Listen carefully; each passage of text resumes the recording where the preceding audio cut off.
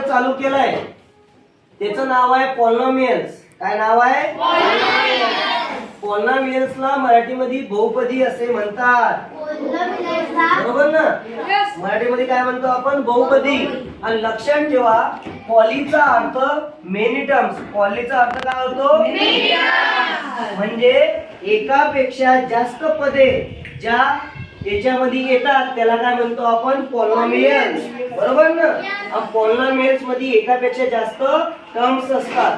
तुम्हाला माहित असेल 1 2 3 अँड सो ऑन हे सगळे काय असतात? नंबर्स.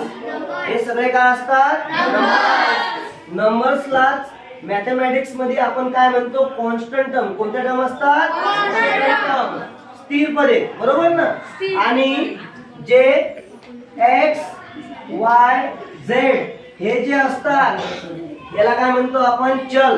इंग्रजीमध्ये याला व्हेरिएबल्स असे म्हणतात. बघा 4 नंबरच्या एक्झाम्पल मध्ये काय दिलंय बघा. इथं साइन कशाची आहे? डिव्हिजनची. साइन कशाची आहे? डिव्हिजन. म्हणजे 40 m raised to power 5 upon 30 m raised to power 3. करता भागाकार? मग आता करता का भागाकार? मग कसं लिहायचं बघा. 40 m raised to power 5 upon 30 m raised to power 3. आता तुम्ही मला सांगा 0 0 कट. 3 च्या टेबल मध्ये 4 येतो का?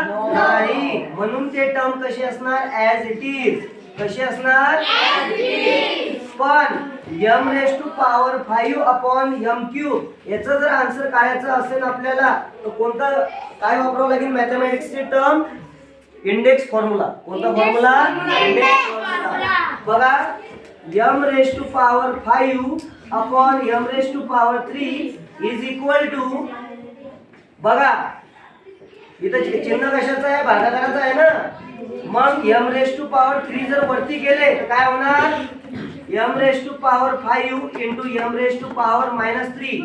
म्हणजे जर m चा घातांक 3 जर वरती गेले अंशामध्ये म्हणजे न्यूमरेटर पाशी तर काय होते? चिन्ह चेंज होते. काय होते? चिन्ह चेंज होते. कुठलं चिन्ह चेंज होते? पॉवरचं म्हणजे घातांकाचं. मग तुम्ही मला सांगा इथं पाया m आहे, इथं पाया m आहे. पाया किती वेळेस लिहायचा? एक वेळेस. मग आणि दोघांची काय होणार? ऍडिशन. पण 5 plus -3 5 plus -3 means m raised to power 5 -3. सांगा 5तून 3 गेले किती राहिले? 2. म्हणजे काय? m square. म्हणजे काय? m